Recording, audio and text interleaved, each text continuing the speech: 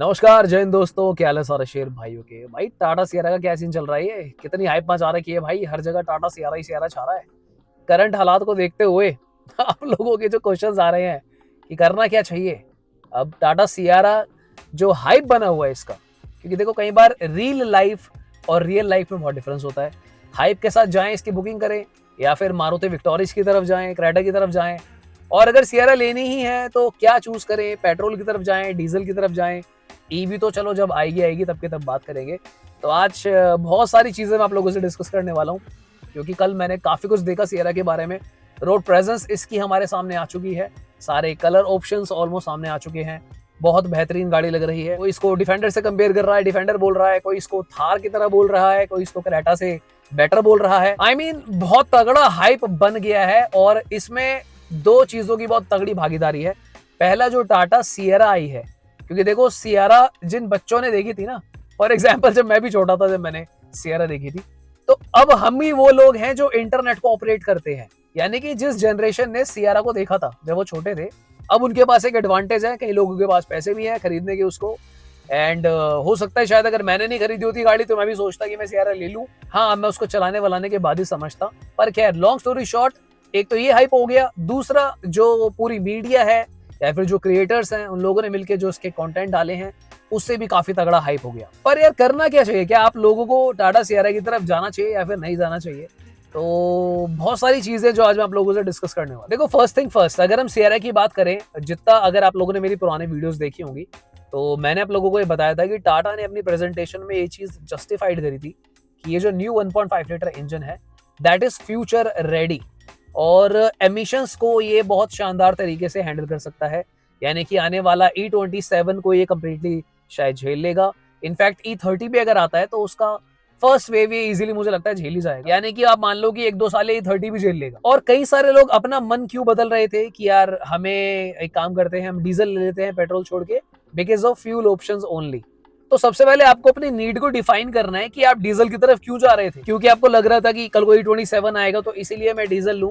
तो टाटा सियारा के केस में that is not the thing, क्योंकि ये कार जो है E27 झेल लेगी, जैसा मैंने आपको बोला। दूसरा गाइस, अगर आप लोग डीजल लेने की प्लानिंग करते हो तो आपको एक चीज ये समझनी रहेगी, जो मुझे ऐसा लगता है कि डीजल पहले ही कॉस्टली आती है। तो आप लोगों को ना अपना यूसेज भी जस्टिफाई करना चाहिए कि आपकी उतनी रनिंग है भी या नहीं है। उसके बाद डीजल में आपका डीपीएफ फिल्टर इश्यूज आते हैं, क्लॉगिंग इश्यूज आ जाते हैं। तो you need to make sure कि आपकी जो गाड़ी है हफ्ते में अच्छी खासी चलती हो। I mean, अगर आप कोई ऐसे व्यक्ति हो जो चलाता तो बढ़िया है, ज्यादा ही चला लेते होगे, पर आप 2-3 हफ्तों में कभी कभी निकालते हो, तो उस केस में बात बनेगी नहीं। डीजल वहां पर ज्यादा लॉजिकल रहता है कि आपकी फ्रीक्वेंट रनिंग है और आप बढ़िया इसकी ड्राइविंग करते हो, यानी कि आप उस डीजल गाड़ी को तबीयत से चला रहे हो। क्योंकि देखो, डीजल अगर आप लेते हो, जैसा मैंने आपको बोला, आप एक्स्ट्रा पैसे दोगे। अब डिपेंड करता है कि सियारा के वेरिएंट्स में क्या प्राइस का डिफरेंस आता है।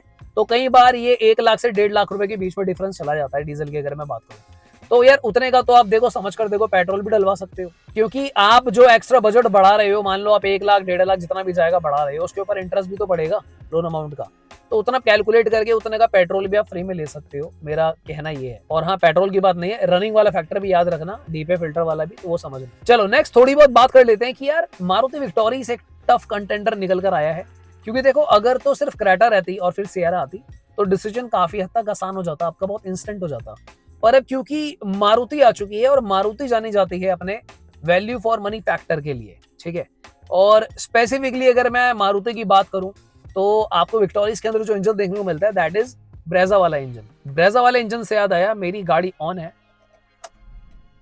ऑफ कर देता हूं, पता नहीं क्यों ऑन थी।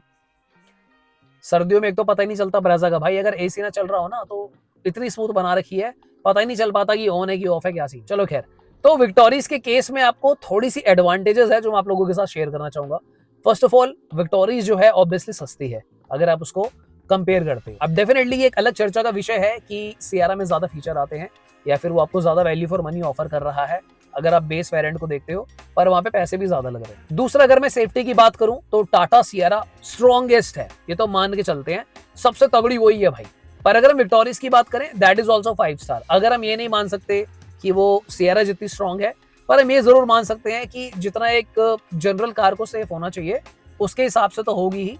क्योंकि यार देखो, वो भी ग्लोबल एनकैप में 5 स्टार ले आई है, बीएनकैप में भी ले आई है, तो थोड़ी सी रिस्पेक्ट तो उसको देनी होगी। तीसरा, अगर आप माइलेज फैक्टर देखते हो तो मैं आपको प्रैक्टिकली बताऊं तो माइलेज फैक्टर मुझे ऐसा लगता है विक्टोरियस का थोड़ा सा बेटर रहेगा। अब आज ही की बात है, मैं एक रील देख रहा था जहां पर इसका जो टर्बो है सियरा का, उसको ये लोग 0 to 100 ले जा रहे थे एंड आई वाज सरप्राइज कि अप्रोक्सीमेटली 13 सेकंड के आसपास लग गए उस टर्बो को एसी ऑन में 100 पे जाते हुए।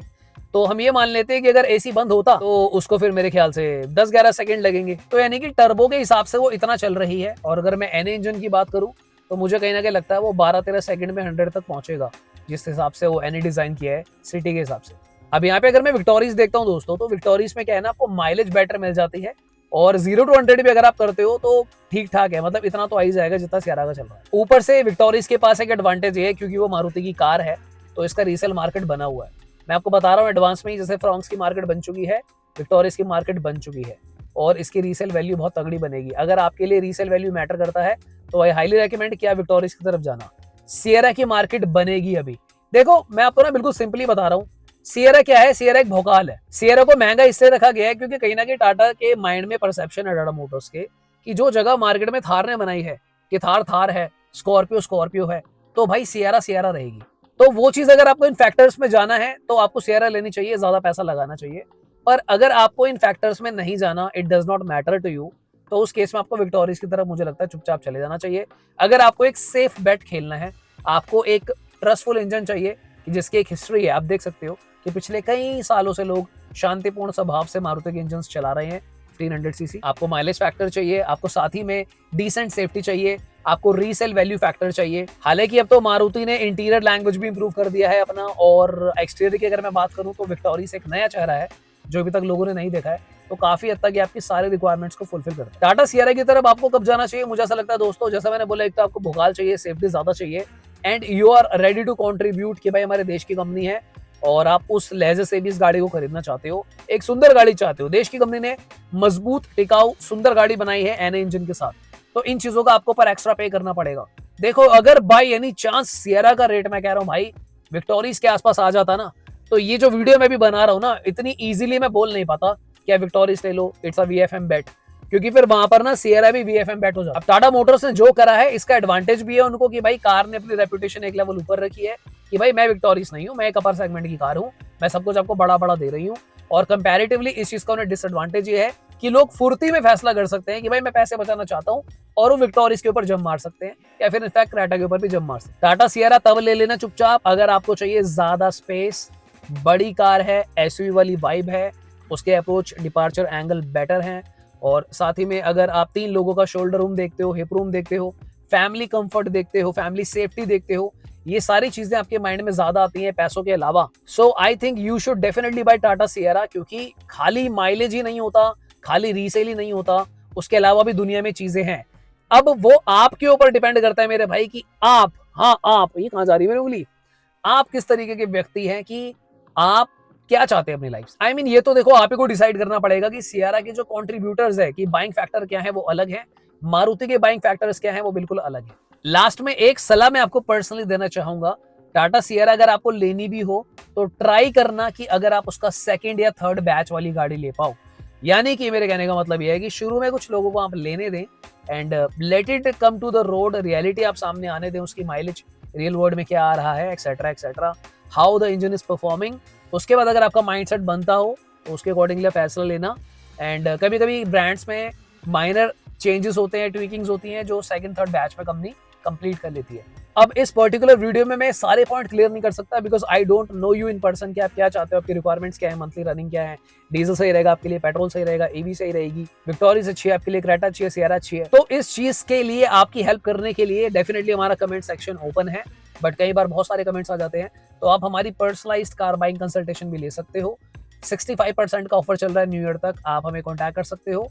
इस सर्विस का दोस्तों चार्ज इसलिए है क्योंकि हमें ईमेल्स भी काफी सारी आती है and we want to filter it out कि किसको एक्चुअली में रिक्वायरमेंट है, कौन फिलहाल इंक्वायरी कर रहा है, इतना अर्जेंट नहीं है उनको, तो इसलिए हमने एक मिनिमल प्राइस रखा हुआ है कंसल्टेशन का। एंड ऑब्वियसली यार मेरा भी उसमें थोड़ा सा टाइम एक्स्ट्रा लगेगा, क्योंकि देखो हम ऐसे नहीं है कि आपको जाओ वो ले लो, ऐसे नहीं होता है।